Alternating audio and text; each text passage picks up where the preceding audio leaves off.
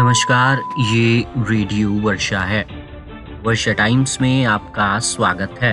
हथियार के साथ दो अपराधियों को मांझा पुलिस ने किया गिरफ्तार। किसान के घर 50,000 रुपए की संपत्ति की हुई चोरी। स्वतंत्रता संग्राम सेनानी स्मारक निर्माण में 3 सेनानियों को वंचित करने से आक्रोश। थावे दुर्गा मां को चढ़ाया गया महाभोग।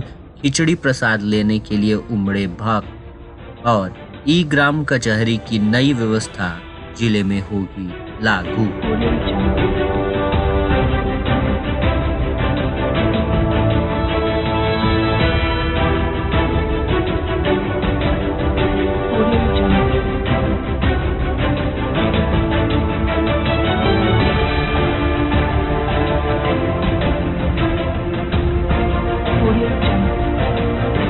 वर्षा टाइम्स के साथ मैं नवनीत। अब वर्षा टाइम्स विस्तार से।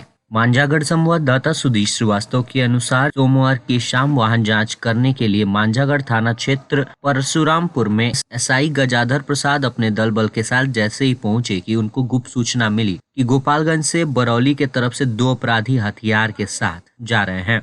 सूचना मिलते ही एएसआई ने अपने वरीय पदाधिकारियों को घटना की जानकारी देते हुए उमर मठिया 3 मुहानी पर अपने दल के साथ पहुंचकर वाहन जांच करने लगे। इसी बीच काले रंग की स्प्लेंडर पर सवार 2 युवक गोपालगंज की तरफ से बरौली की तरफ आ रहे थे। पुलिस की गाड़ी पर उक्त युवकों की नजर पड़ते ही दोनों युवक बाइक घुमाकर भागने लगे। पुलिस ने भी पीछा कर दोनों युवकों को धर दबोचने के बाद युवकों की तलाशी ली तो एक देसी कट्टा और 2 जिंदा कारतूस बरामद किया गया। साथ ही बाइक को भी जब्त कर लिया गया। दोनों युवकों को हिरासत में लेते हुए गहन पूछताछ करने के बाद एफआईआर दर्ज कर दोनों अपराधियों को मंगलवार को जेल भेज दिया गया है। गिरफ्तार दोनों अपराधियों की पहचान सीवान जिले के बड़हरिया थाना क्षेत्र निरखी छपरा गांव के समीर अंसारी के पुत्र मोहम्मद सैफ तथा लकड़ी गांव के नियाज अहमद के पुत्र खालिद राजा के रूप में की गई है। इसकी जानकारी देते हुए थाना प्रभारी संग्राम सिंह ने बताया है। वहीं दूसरी तरफ लोगों के बीच में चर्चा का विषय बना हुआ है कि मांझागढ़ पुलिस जिस तरह से अपराधियों को धर दबोचने में सक्रियता दिखा रही है,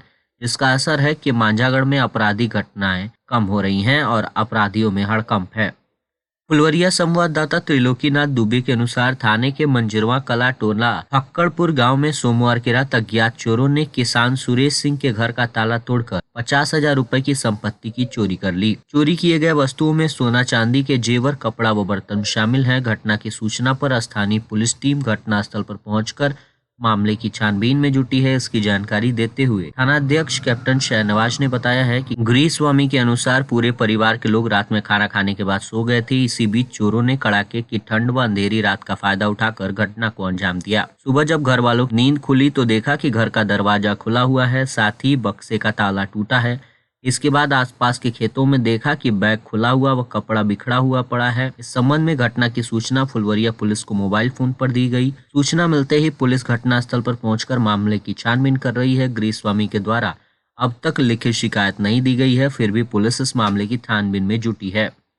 फुलवरिया संवाददाता त्रिलोकीनाथ दुबे के अनुसार खरमास समाप्ति के बाद मंगलवार को मकर संक्रांति के अवसर पर क्षेत्र के विभिन्न गणमान्य व्यक्तियों द्वारा भोज का आयोजन किया गया। भोज में चूड़ा दही के अलावे खिचड़ी खिलाया गया। कई जगह इससे संबंधित भंडारे का भी आयोजन किया गया, जिसमें भोज देने के बाद गरीब असहाय व्यक्तियों के बीच कपड़ा व कंबल का भी वितरण किया गया।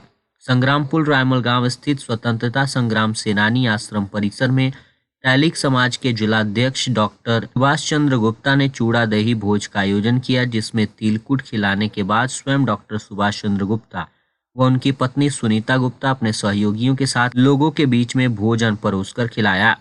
फुलवरिया स्थानीय प्रखंड कार्यालय परिसर में पंचायती राज विभाग द्वारा 15वीं वित्त आयोग से 3,88,800 रुपए की राशि से स्वतंत्रता संग्राम सेनानियों के स्मारक स्थल का निर्माण कराया जा रहा है, जो अंतिम चरण में है। आगामी 26 जनवरी गणतंत्र दिवस के अवसर पर लोकार्पण करने के उद्देश्य से कार्य को युद्ध स्तर पर जारी रखा गया है। मंगलवार को निर्माण कार्य का बीडीओ पूजा कुमारी व प्रखंड उप प्रमुख वीरेंद्र पंडित ने निरीक्षण किया। बीडीओ ने बताया कि जिला सामान्य शाखा व जिला पंचायती राज कार्यालय में गुमनाम कुल 12 में से 9 स्वतंत्रता सेनानी स्वर्गीय राम नगीना राय, स्वर्गीय हीरा तिवारी, स्वर्गीय विश्वनाथ पांडे, स्वर्गीय विश्वनाथ प्रसाद, स्वर्गीय ब्रह्मदेव प्रसाद, स्वर्गीय जगदेव प्रसाद, स्वर्गीय विंध्याचल पांडे, स्वर्गीय राम अवतार शाह व स्वर्गीय चंद्रदेव सिंह का नाम स्मारक स्थल पर अंकित करने का निर्देश प्राप्त हुआ है। स्मारक स्थल का निर्माण कार्य अंतिम चरण में चल रहा है। आगामी 26 जनवरी गणतंत्र दिवस के शुभ अवसर पर स्वतंत्रता संग्राम सेनानी स्मारक स्थल का विधिवत लोकार्पण कर दिया जाएगा।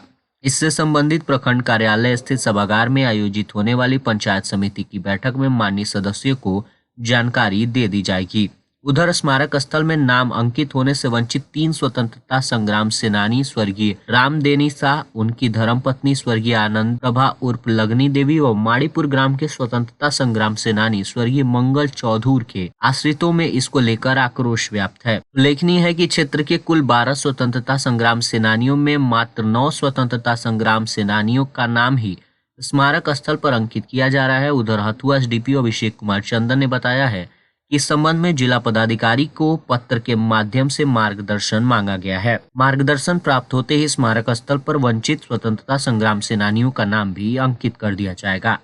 सर्द मौसम के बीच मंगलवार को थामे दुर्गा मां को मकर संक्रांति के शुभ पुण्य मुहूर्त में वैदिक मंत्रों के बीच खिचड़ी महाभोग का प्रसाद चढ़ाया गया। खिचड़ी महाभोग का प्रसाद चढ़ाने के लिए व्यवहार न्यायालय के एडीजे मानवेंद्र मिश्रा दुर्गा मंदिर पहुंचे, जहां पहले से मंदिर के पूर्व कोषाध्यक्ष प्रेम केडिया की ओर से महाभोग का प्रसाद तैयार कर रखा गया था। एडीजे के साथ मां के मंदिर में प्रसाद को वैदिक मंत्रों के बीच मुख्य पुजारी संजय पांडे एवं मुकेश पांडे के साथ ही अन्य आचार्यों द्वारा विधिवत पूजा के साथ चढ़ाया गया। उसके बाद प्रसाद वितरण का कार्यक्रम शुरू हो गया। एडीजे ने श्रद्धालुओं के बीच प्रसाद का वितरण किया। प्रसाद लेने के लिए भक्तों की कतार लगी रही। भक्तों ने मां को नारियल चुनरी चढ़ाने के बाद शीश नवाया और प्रसाद ग्रहण किया। मकर संक्रांति के मौके पर मां दुर्गा को चढ़ाई गई खिचड़ी महाप्रसाद के असाध्य रोगों से मुक्ति मिल जाती है, ऐसी मान्यता है। सुख समृद्धि के साथ मां की कृपा पूरे वर्ष बनी रहती है। मंदिर के मुख्य पुजारी संजय पांडे ने बताया कि वर्ष 2011 से खिचड़ी महाभोग की शुरुआत की गई, जो अब परंपरा का रूप ले चुकी है। थामे मंदिर में खिचड़ी महाभोग के प्रसाद के साथ बंदरों का भोज भी आकर्षण का केंद्र रहा। बंदरों को पूड़ी और हलवा खिलाया गया। महाप्रसाद वितरण के दौरान थानाध्यक्ष धीरज कुमार, टीओपी प्रभारी सुनील कुमार यादव और दुर्गा मंदिर प्रबंधक अमरेंद्र दुबे सहित सैकड़ों श्रद्धालु शामिल रहे। रेडियो वर्षा के संवाददाता सत्य प्रकाश वर्मा के अनुसार अब जिले के लोग ग्राम कचहरी से जुड़े अपने मुकदमों का अपडेट घर बैठे ही पा सकेंगे। इसके लिए शीघ्र ही जिले के सभी ग्राम कचहरियों में ई ग्राम कचहरी व्यवस्था लागू की जा रही है। मालूम हो कि न्यायिक क्षेत्र के अधीन विभिन्न न्यायालयों को ऑनलाइन व्यवस्था से पहले ही जोड़ा जा चुका है। इसी तर्ज पर अब ग्राम कचहरी की भी ऑनलाइन सिस्टम के अधीन जोड़ने की कवायद शुरू है। ग्राम कचहरियों में दायर दीवानी एवं फौजदारी मामलों में आधुनिकीकरण के लिए ई ग्राम कचहरी सिस्टम लागू किया जा रहा है। ये एक तरह से ऑनलाइन पोर्टल सिस्टम होगा, जिसमें सारी प्रक्रिया ऑनलाइन पूरी की जाएंगी।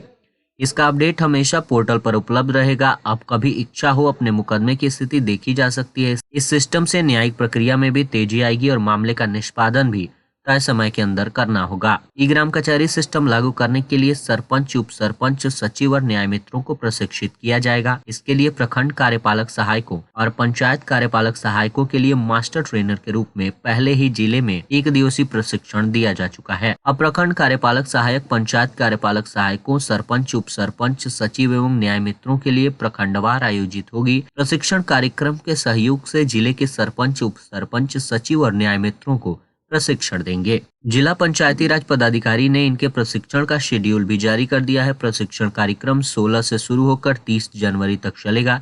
प्रतिदिन सुबह के 11 बजे से शाम 4 बजे तक प्रशिक्षण चलेगा। जिन प्रखंडों में प्रशिक्षणार्थी की संख्या 60 से कम होगी वहां 1 दिन और जहां 60 से अधिक होगी वहां 2 दिन प्रशिक्षण चलेगा।